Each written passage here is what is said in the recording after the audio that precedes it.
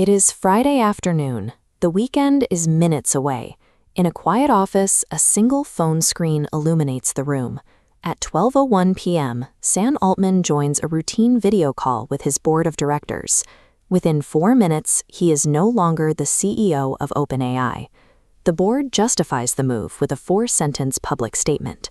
They claim he was, quote, not consistently candid, yet they name no scandal, no crime, and no specific failure. The decapitation of the company's leadership happens in total secrecy. There are no warnings and no leaks. Even the most senior executives are caught entirely off guard. The man who turned a non-profit research lab into the world's most valuable AI startup is out. His removal creates an immediate power vacuum at the center of the industry. Inside the OpenAI offices, the news hits the staff like a physical shock. Co-founder Brockman reads about his own removal from the board in a text message.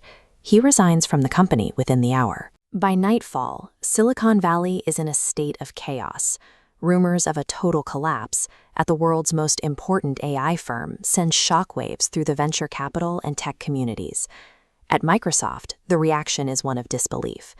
Despite having invested $13 billion into OpenAI, the software giant finds out their partner's CEO was fired the same way the public did, by reading it on the internet.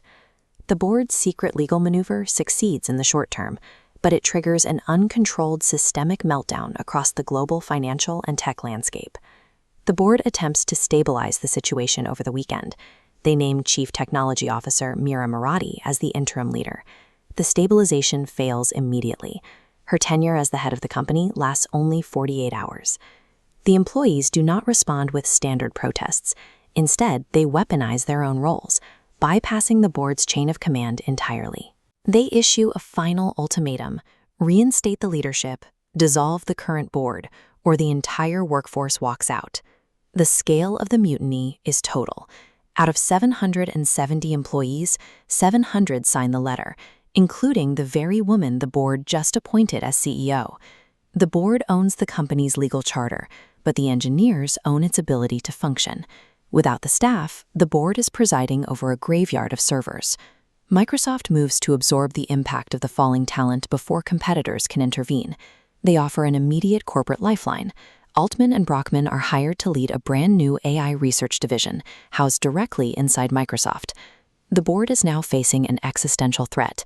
If the staff follows Altman to Microsoft, OpenAI loses its momentum, its talent, and its future in a single weekend.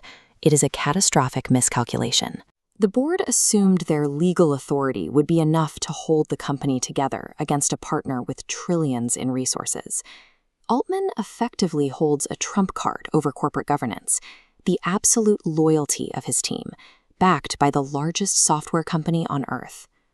By day 4, the pressure is crushing. Lawyers are circling, investors threaten to sue, and Microsoft applies a relentless squeeze on the remaining board members. On the 5th day, the board finally surrenders. Sam Altman walks right back through the front doors of OpenAI.